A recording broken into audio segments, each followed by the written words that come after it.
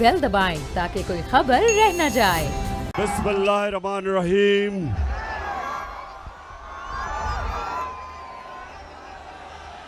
फैसलाबाद माशाअल्लाह, सबको आज मैं खुशामदीद कहता हूं। अपने नौजवानों को, यहां मेरी बहनें पहली दफा हमारे जलसों में, किसी भी जलसों में पहली दफा इस तादाद में पाकिस्तान की ख्वातीन भी शामिल हैं हमारी तहरीक में। यहां हमारे एमएनएज, एमपीज, वर्कर्स, नौजवान, यूथ, और मैं यहां अपनी मसीह बरादरी को भी खुशामदीद कहता हूं। मेरे पाकिस्तानियों, मैं जब 2018 में इलेक्शन कैंपेन में जब मैं यहां आया फैसलाबाद, तो यहां बेरोजगारी थी, यहां टेक्सटाइल इंडस्ट्री बंद हो रही थी, हाउसिंग सोसाइटीज बनाई जा रही थी, टेक्सटाइल इंडस्ट्रीज बंद करके बेरोजगारी थी। और मैं अल्लाह का शुक्र अदा करता हूं कि हमारे 3.5 साल में यहां टेक्सटाइल इंडस्ट्री भी उठी, यहां रोजगार भी मिला, इर्द गिर्द किसानों के, पहली दफा किसानों के पास इतना पैसा आया, उनकी फसलों के ऊपर उनको पैसा मिला। गन्ना जो किसान उगाता था और जो शुगर माफिया उसको पैसे नहीं देता था, हमने उन दिलवाया, हमने टाइम पे कीमत दिलवाई। और जब पैसा गया देहात में, किसान ने अपनी जमीनों पे लगाया, और पिछले 2 साल हमारे सबसे ज्यादा 4 बड़ी बड़ी फसलों की पैदावार हुई और कीमत भी मिली।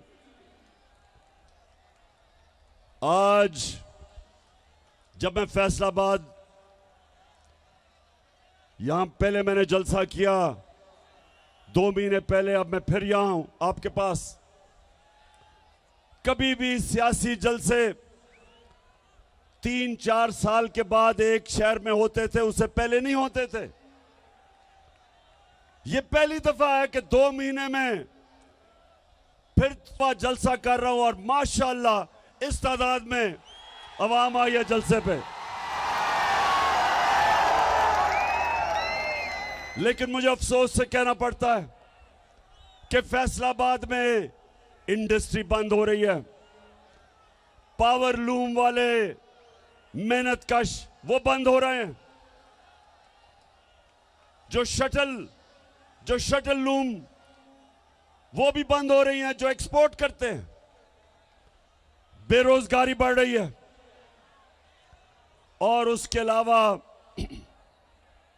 जो बिजली की कीमतें, पेट्रोल और डीजल की कीमतें,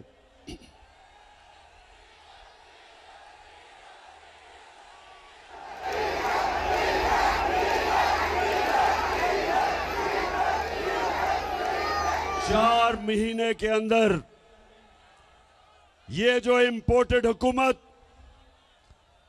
जो बैरूनी साजिश के तहत इस कौम के ऊपर मुसल्लत की गई, 4 महीने के अंदर इन्होंने पाकिस्तान का बेड़ा गर्क करके रख दिया। चाहे सनत देखो, चाहे किसानों से पूछो, चाहे अवाम से पूछो, चाहे मजदूरों से पूछो, सारों के हालात बुरे हैं।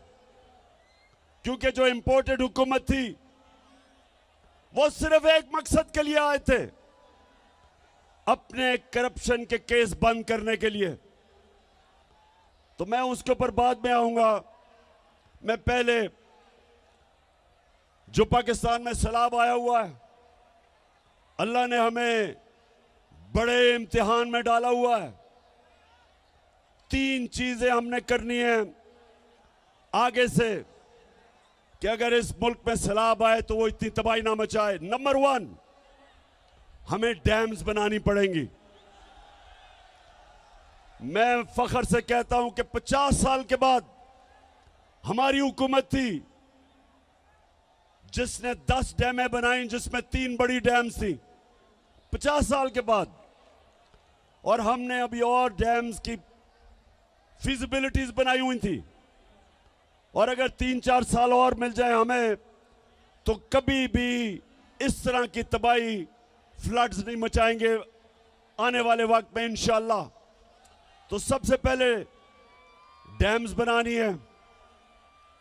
नंबर 2, ये जो मौसम की तब्दीली है, इसके लिए जो हमने 10 अरब दरख्त लगाने का हमारा जो प्रोग्राम है, वो एक ही तरीका है कि हम ये जो क्लाइमेट चेंज है, मौसम की तब्दीली है, ये जो मौसम गर्म हो रहा है, एक ही तरीका है इसकी गर्मी कम करने का कि सारी कौम मिलकर आने वाली हमारी नस्लों को बचाने के लिए हम सब मिलकर शजरकारी करें।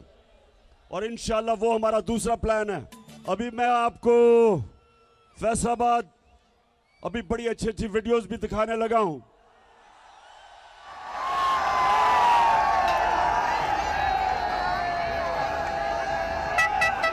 लेकिन उससे पहले मौसम का मैं सिर्फ आपको बता दूं कि हमने मौसम की तब्दीली को भी रोकने के लिए इस कौम ने मिलकर शजरकारी करनी है, हमने डैम्स बनानी है। और तीसरी चीज, जब पानी आता है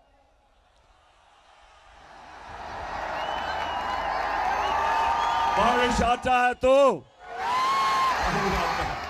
तो जब पानी आता है तो उसको निकालने के लिए ड्रेनेज सिस्टम चाहिए ताकि वो तबाही ना मचाए। अगर पानी के रास्ते में अगर आप पानी को निकलने नहीं देंगे तो वह फिर तबाही मचाएगा। तो इसलिए ये भी अभी हमने ड्रेनेज सिस्टम ठीक करना है। जिस तरह दराए सिंध के साथ राइट बैंक और लेफ्ट बैंक कैनाल है जो बंद हैं, जिनको कब्जे हो गए हैं। कई कराची की तबाही है क्योंकि नालों के ऊपर लोगों ने कब्जे कर लिए हैं। तो इंशाल्लाह ये तीसरी चीज। और चौथी, इंशाल्लाह अगले इतवार को मैं फिर से टेलीथॉन करूंगा और खास तौर पे बैरून मुल्क पाकिस्तानियों से इंशाल्लाह अरबों रुपया आपको इकट्ठा करूंगा सैलाब के मुतासरीन के लिए। अच्छा,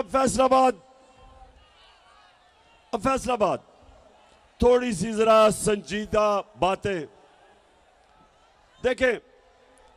फैसलाबाद वो शहर है, इंडस्ट्रियल सिटी है, पाकिस्तान का मैनचेस्टर है। अगर यहां हम अपनी सनत और सनतकारों की मदद करेंगे, वो सनतकारी करेंगे और सरमायाकारी करेंगे, फैक्ट्रियां बनाएंगे, नौकरियां मिलेंगी, मुल्क में दौलत में इजाफा होगा। और अब मुल्क जब एक्सपोर्ट करता है तो मुल्क के अंदर डॉलर आते हैं। तो नौजवानों, मैं चाहता हूं कि मैं आपकी तरबियत भी करूं और आपको तालीम भी दूं कि हमने अपने मुल्क को कैसे उठाना है, कैसे एक अजीम मुल्क बनाना है। तो कोई भी मुल्क तक जिसको अंग्रेजी में वेल्थ क्रिएशन, जब तक वो मुल्क में अपनी दौलत के अंदर इजाफा नहीं करता, जब तक वो मुल्क में दौलत की इजाफा नहीं करता, अपनी एक्सपोर्ट्स नहीं बढ़ाता, तो वो इसी तरह कभी IMF की गुलामी तो कभी किसी की गुलामी, और उसका सरबरा फिर यही करता है जो कि अभी शहबाज शरीफ कहता कि मैं भी। हाँ, शहबाज शरीफ, कौम तो मेहनत करती है। हमारा जो बाहर बैरून मुल्क पाकिस्तानी जो सऊदी अरेबिया, दुबई, दुनिया में जाके पैसे कमाते हैं, 14-14 घंटे काम करते हैं, वो पैसा पाकिस्तान भेजते हैं, जिसको रेमिटेंसेस कहते हैं, वो डॉलर्स पाकिस्तान भेजते हैं। और आप और आपके भाई और जरदारी की तरह करप्ट लोग चोरी करके मुल्क से पैसा बाहर भेज देते हैं। तो मेरे नौजवानों सुनो, आप अभी आईएमएफ की रिपोर्ट आई है, ये जरा आप गौर से सुने। आईएमएफ, अब मैं समझा दूं आईएमएफ क्या है। आईएमएफ एक आलमी बैंक है। जब एक मुल्क के अंदर डॉलर्स की कमी होती है, यानी मुल्क में ज्यादा डॉलर्स बाहर जाते हैं और कम डॉलर्स मुल्क में आते हैं, खसारा होता है बैरूनी, तो फिर आईएमएफ आपको कर्जा देता है। तो जब वो कर्जा देता है, वो कई शराइत लगा देता है। वो ये कहता है कि मसलन आप अवाम से पैसा इकट्ठा करने के लिए बिजली महंगी करो, आप पेट्रोल और डीजल की कीमत बढ़ाओ।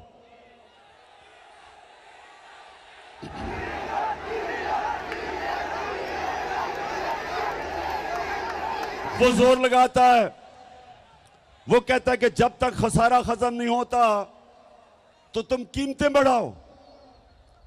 हम जब हमारी हुकूमत थी, हम क्या कर रहे थे? हम कहते थे आईएमएफ को कि देखो, हम अपनी दौलत में इजाफा करेंगे, हम अपनी इंडस्ट्री को इंसेंटिव देंगे कि ताकि इंडस्ट्री ज्यादा पैदावार पड़े, ज्यादा इंडस्ट्रीज लगे। हम अपने किसान को उसकी मदद करेंगे ताकि वो ज्यादा पैदावार, उसकी फसलें ज्यादा पैदावार करे। और जब ज्यादा पैदावार होगी, हमारी दौलत में इजाफा होगा, हम आपके कर्जे भी वापस कर देंगे और हम अपनी अवाम के ऊपर बोझ कम करेंगे। क्योंकि जब हमारा टैक्स बढ़ जाएगा, उस टैक्स से हम अवाम को सस्ती बिजली भी देंगे, सस्ता डीजल और पेट्रोल भी देंगे। तो हमने फैसलाबाद, गौर से सुनो, हमने पाकिस्तान की तारीख में सबसे ज्यादा टैक्स का पैसा इकट्ठा किया, क्योंकि हमने दौलत में इजाफा किया, हमें टैक्स ज्यादा मिला, हमने करप्शन कम की और तारीखी टैक्स इकट्ठा किया, जिसकी वजह से जब 4 महीने पहले पेट्रोल एक लीटर 150 रुपए का था, सिर्फ 4 महीने पहले आलमी मंडी में तेल तब $103 का था। और ये जरा सुन ले, नोट करें, ये $103 का आलमी मंडी में तेल था और हम आपको पेट्रोल 150 रुपए लीटर दे रहे थे। आज आलमी मंडी में तेल $96 है, कम हो गया, लेकिन आज आपको 236 रुपए लीटर पेट्रोल पड़ रहा है, क्योंकि हमने अपने पेट्रोल की कीमत नीचे रखी थी। हमने टैक्स से ज्यादा पैसा इकट्ठा करके हमने अवाम पे बोझ नहीं पड़ने दिया। हमने बिजली की कीमत, हमारे दौर में 18 रुपए लीटर, 18 रुपए यूनिट थी, आज 36 रुपए यूनिट है, दुगनी, और टैक्स लगा के तो 50 रुपए यूनिट बन जाती है। हमने लोगों के ऊपर बोझ नहीं पड़ने दिया, हमने अवाम के ऊपर बोझ नहीं पड़ने दिया। 4 महीने के अंदर, और तो छोड़ें डीजल किधर गया, पेट्रोल किधर गया, बिजली किधर गई। आज आटा कराची के अंदर जो हमारे दौर में 20 केजी आटा 850 रुपए पे बिक रहा था, कराची में आज 2000 रुपए पे नहीं मिल रहा। तो ये कौन सी क़यामत आ गई कि 4 महीनों के अंदर महंगाई आसमान पे और माइशत जमीन पे। ये इन्होंने किया है इस इंपोर्टेड हुकूमत ने। और आईएमएफ क्या कह रहा है?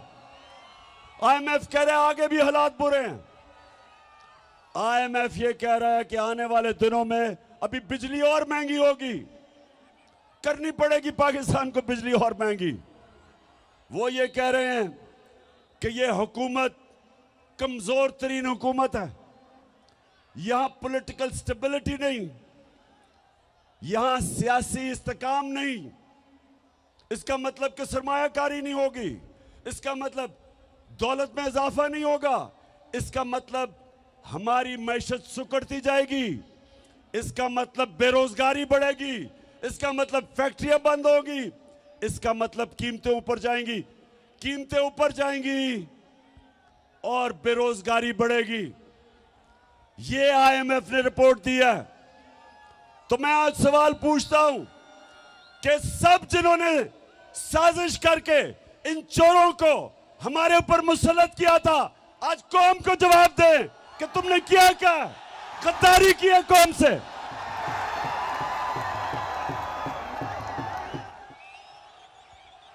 आज कौम आपसे जवाब मांग रही है। सब जो मुलव्विस थे इसमें, इन चोरों को हमारे ऊपर मुसल्लत किया और उन चोरों ने सिर्फ एक काम किया, आते साथ ही 1100 अरब रुपए की अपनी चोरी आते साथ ही इन्होंने माफ करवाई। आते साथ ही असेंबली में इन्होंने बिल पास किया और बिल पास करके 1100 अरब रुपया जो इन्होंने अवाम से चोरी किया था वो इन्होंने माफ करवाया। नौजवानों, फिर से मैं आपको बता दूं, करप्शन और चोरी में क्या फर्क है? करप्शन और चोरी में क्या फर्क है नौजवानों? टेस्ट कर रहा हूं मैं तुम्हारे में कितना शऊर है। बताओ। चोरी होती है जो आपकी जेब से मोबाइल फोन चोरी कर ले। चोरी होती है कि आपके घर में आके कोई चोरी करके आपका टीवी उठा के ले जाए, आपके पैसे चोरी कर ले, इसको चोरी कहते हैं। करप्शन वो होती है जो मुल्क का पैसा चोरी किया जाता है, जो आप सबका, जो पैसा आपके स्कूलों पे, अस्पतालों पे, सड़कों पे, कीमतें कम करने पे, जो पैसा कौम पे खर्च होना हो वो चोरी करके ले जाते हैं, इसको करप्शन कहते हैं। और आईएमएफ ने एक और बात की, ये पहली दफा आईएमएफ ने ये बात की है कि एक बहुत बड़ी वजह कि पाकिस्तान के जो माशी हालात इतने बुरे हैं, जो हमारा दिवालिया निकला है, उन्होंने कहा एक बहुत बड़ी वजह हुकूमती करप्शन है।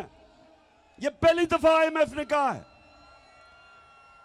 तो अब मैं जरा आपको बताऊंगा फैसलाबाद करप्शन होती क्या है। नौजवानों, जरा अब आप तैयार हो, आपको मैं वीडियो दिखाने लगा हूं। करप्शन होती क्या है? करप्शन होती यह है कि जब मसलन मैंने एक पावर प्लांट लगाना है पाकिस्तान में, उसकी कीमत है 100 अरब रुपया। मैं क्या करता हूं, मैं मुल्क का प्राइम मिनिस्टर या वजीर हूं, मैं क्या करता हूं, उसकी कीमत उठा के 120 रुपए कर देता हूं, 120 अरब रुपया, 20 रुपए जेब में डाल लेता हूं। वो पावर प्लांट जो दुनिया में 100 अरब रुपए में बने हैं, वो पाकिस्तान में 120-30 रुपए पे, 30 अरब रुपए के बने हैं। जो 30 अरब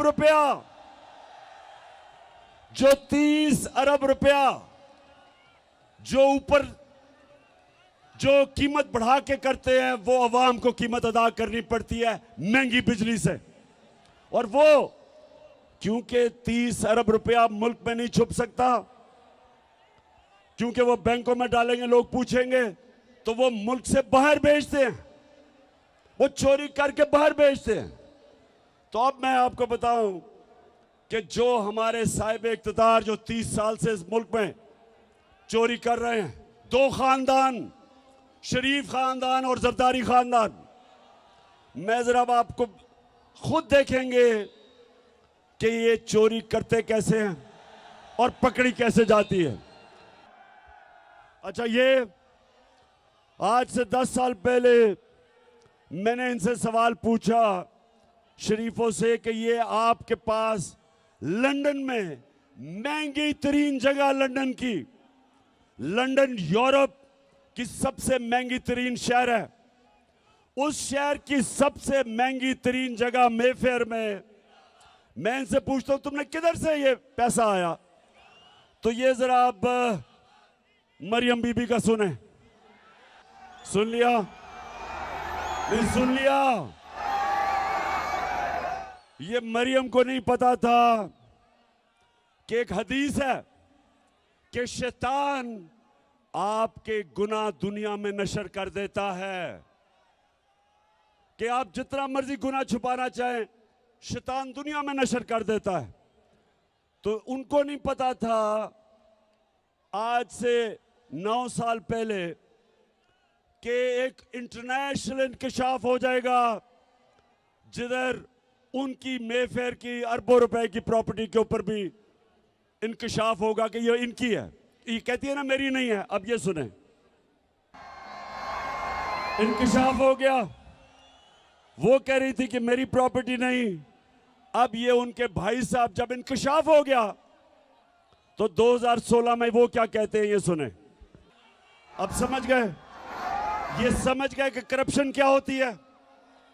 यहां से पैसा चोरी किया, हुंडी हवाले से लंदन भिजवाया, उधर क्योंकि नवाज शरीफ अपने नाम पर ही लेना चाहता था, कंपनी बनाई, कंपनी की मालिका बनाई मरियम नवाज, और उसके नाम पे 4 महंगे तरीन अरबों रुपए के लंदन में प्रॉपर्टी ले ली। अब ये क्यों कह रहे थे कि हमारी नहीं है? क्योंकि ये बता ही नहीं सकते कि किधर से पैसा आया कि इतनी महंगी प्रॉपर्टीज ले ले। अच्छा, अब जब ये सारा सामने आ गया तो लोगों ने मरियम से पूछा कि ये बताएं कि जनाब आपके पास पैसा किधर से आया। तो आप ये जरा सुने कि मरियम क्या कहती है। सुने जरा, सुन लिया? मरियम कहती है कि हमारा तो दादा इतना अमीर आदमी था कि हमारे पास तो ये पैसा दादे ने दे दिया। अच्छा, अब दादे ने दे दिया तो दादे का जो बेटा शहबाज शरीफ था वो ये क्या कहता है? वैसे मैं मरियम को दाद दूंगा, मैं आज उसे अप्रिशिएट करना चाहता हूं। सुने सुने क्यों? कि इतना बड़ा झूठ बोलते हुए एक भी मुंह से लाइन इधर उधर नहीं हुई।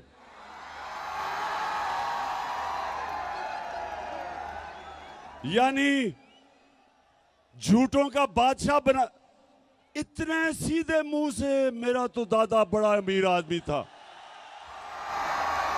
वो या तो दादा कोई और था या शहबाज शरीफ। वो शहबाज शरीफ कहता है मेरा बाप गरीब आदमी था, वो कहती है मेरा दादा अरबपति था। अब ये मैं आपको क्यों दिखा रहा हूं?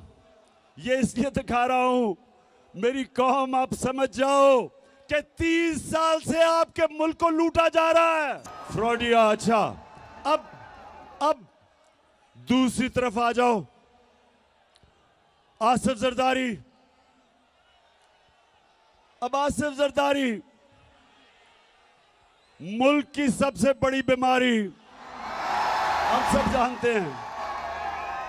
अब ये सुने, इसने $60 मिलियन जो होता है 13 अरब रुपया, 13 अरब रुपया इसने स्विट्जरलैंड में रखा हुआ था। मुशर्रफ की हुकूमत ने जब पता चला तो मुशर्रफ की हुकूमत ने कानूनी कार्रवाई की और वो जो पैसा था वो कानूनी कार्रवाई के बाद वो पाकिस्तान को आना था। लेकिन जनरल मुशर्रफ ने इस मुल्क के ऊपर इतना बड़ा जुल्म किया कि इनको दोनों को एनआरओ दे दिया और माफ कर दिया, जबकि जनरल मुशर्रफ का पैसा ही नहीं था माफ करने के लिए। मेरी तरह के लोगों ने शोर मचाया कि कैसे आप माफ कर सकते हैं, पैसा तो कौम का था। तो 13 अरब रुपया इनका माफ हुआ। अब ये जरदारी डर गया, इसने एम्बेसडर को भिजवाया, बर्तानिया से एम्बेसडर को स्विट्जरलैंड भिजवाया, ये तब प्रेसिडेंट था, और इसने वो सारे सबूत खराब खत्म किए। जरा ये देखें, ये स्विट्जरलैंड में, तो ये जब ये एनआरओ मिला बर्तानिया से, जरदारी ने एम्बेसडर को भेजा, तब ये सदर था। वो वॉशिंगटन, वो जिनीवा गया, उसने सारे सबूत जो आप देख रहे थे, सारे सबूत उठा के, और 13 अरब रुपया जो कौम का चोरी हुआ था, वो सारे सबूत खत्म कर दिए। तो ये जो दो घर हैं, ये जो 30 साल से लूट रहे हैं, इनको दोनों को मुल्क के ऊपर मुसल्लत किया गया।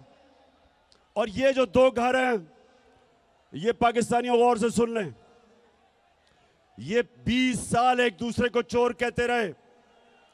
20 साल जरदारी कहता था नवाज शरीफ चोर है, और नवाज शरीफ कहता था जरदारी करप्ट है। 20 साल। और जब तहरीक इंसाफ की सुनामी आई, दोनों इकट्ठे हो गए, दोनों चोर मिल गए, और अब इनको हमारे ऊपर मुसल्लत किया गया। 4 महीने में सारी कौम देखो कि उन्होंने किया क्या हमारे साथ। और मैं अब आपसे जो सबसे संजीदा बात करना चाहता हूं वो ये,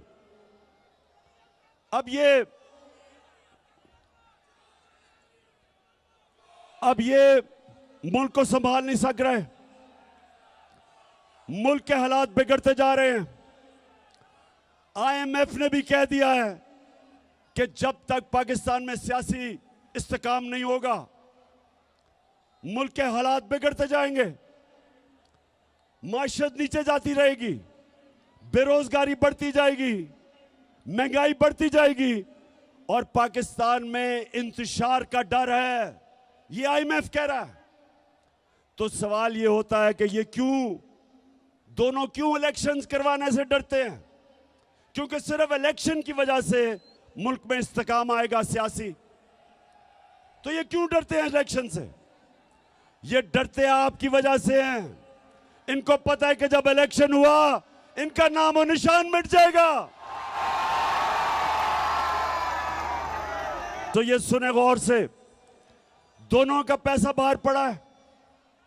दोनों जब मुश्किल आती है, जरदारी जेल से निकल के मुशर्रफ के दौर बाहर भाग गया, नवाज शरीफ जेल से निकल के मुल्क से बाहर भाग गया, एनआरओ लेके दोनों वापस आ गए। फिर थोड़ी मुश्किल पड़ी, जब जरदारी ने कहा मैं ईंट से ईंट बचा दूंगा, डर के फिर बाहर भाग गया। नवाज शरीफ वो जो झूठ बोल के यहां से गया, वो फिर बाहर भाग गया। बच्चे इनके बाहर, इसके नवाज शरीफ के 2 बेटे कहते हैं कि हम पाकिस्तान के शहरी नहीं, वो बाहर बैठे हैं। जरदारी वो आदमी है जिसने मेमो गेट के अंदर अमेरिकनों को कहा था, हुसैन हुकानी को उसने भेजा, एडमिरल मलन को, कि मुझे पाकिस्तानी फौज से प्रोटेक्शन चाहिए। ये सुने जरा। उधर नवाज शरीफ डॉन लीग्स में हिंदुस्तान को कहता है कि हम गवर्नमेंट तो चाहती है, लेकिन फौज दहशतगर्दी नहीं रोक रही। ये डॉन लीग्स में कहता है। बरका दत्त को मिलता है, बरका दत्त लिखती है सार्क कॉन्फ्रेंस काठमांडू में, ये छुप के नरेंद्र मोदी से मिलता है अपनी फौज से डर के। अब ये 2 लोग, पैसा इनका बाहर पड़ा, जो वहां की ताकतें जो इनको लेके आई, जिधर इनका पैसा पड़ा, ये उनके गुलाम हैं। किसी का फेवरेट नहीं होना चाहिए। तो फैसलाबाद, अब मुझे पता है हिंदुस्तान का मैच शुरू होने लगा और पाकिस्तान का।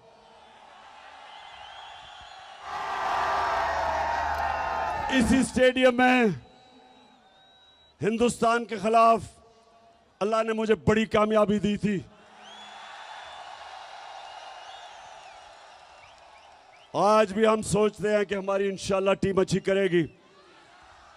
तो मैं फैसलाबाद आपसे आखिर में, देखें जिधर हमारा मुल्क खड़ा है, मैं नौजवानों को खास तौर पे आज कहना चाहता हूं, मेरे नौजवानों, आपने तैयार होना है मेरी कॉल के लिए। इस मुल्क की हकीकी आजादी के लिए आपने मेरे साथ खड़ा होना है। आप सब मुझे बताएं कि क्या जब मैं आपको कॉल दूंगा आप मेरे साथ निकलेंगे? माशाल्लाह और इंशाल्लाह। और मैं अपनी बहनों को भी खास तौर पे, हमारी ख्वातीन भी, घरों में इनकलाब आ रहा है। दो तरह के इनकलाब होते हैं फैसलाबाद। एक इनकलाब होता है खूनी इनकलाब, जब ऊपर वो कब्जा कर लेती है एक ऐसी एलीट, एक ऐसा साहिब इख्तिदार जो मुल्क का खून चूसते हैं। तो या उनको एक खूनी इनकलाब जो आयतुल्लाह ख़ुमैनी लेके आया था ईरान में, या वो खूनी इनकलाब से जाते हैं और या सारी कौम मिलके इलेक्शन के जरिए इनको खत्म करती है। तो हमने इंशाल्लाह, हमने जिसको सॉफ्ट रेवोल्यूशन कहते हैं, हमने सबने मिलके इस मुल्क में ये जो कब्जा ग्रुप है इसको हटाना है। और आप सब ने मेरे साथ मिलना है। मैं हूं आपका कप्तान, आप है मेरी टीम।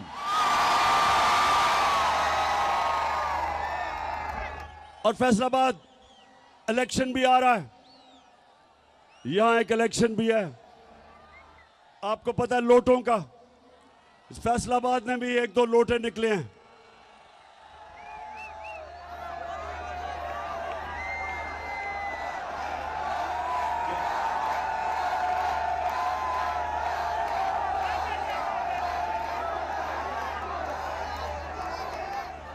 तो एक तो आप सब ने मेरे से वादा करना है हाथ खड़ा करके। अभी वादा क्या करना है कि कभी फैसलाबाद में लोटों को जीतने नहीं देना। और इंशाल्लाह जो मेरा इलेक्शन है यानी 108 जो मैं लड़ रहा हूं यहां से, आपने सब ने मेरी टीम बन के पूरी कोशिश करनी है। इंशाल्लाह हम ये इलेक्शन भी जीतेंगे, हम बड़ा इलेक्शन भी जीतेंगे। और इंशाल्लाह इस मुल्क में, इस मुल्क को हकीकी तौर पे आजाद करके एक अजीम कौम बनाएंगे। इंशाल्लाह वो कौम जिसका नारा था कि पाकिस्तान का मतलब क्या और मेरा तेरा रिश्ता क्या। और जब हमारा ईस्ट पाकिस्तान से रिश्ता टूटा, क्योंकि हम ला इलाहा इल्लल्लाह से पीछे हट गए, क्योंकि हमने ईस्ट पाकिस्तान के लोगों से इंसाफ नहीं किया। जब आप इंसाफ नहीं करते इंतशार होता है। और अल्लाह का हुक्म है, अल्लाह का तो हुक्म है कि मेरी जमीन पे इंसाफ कायम करो। तो फैसलाबाद हमारा रिश्ता सारे पाकिस्तानियों का ला इलाहा इल्लल्लाह है।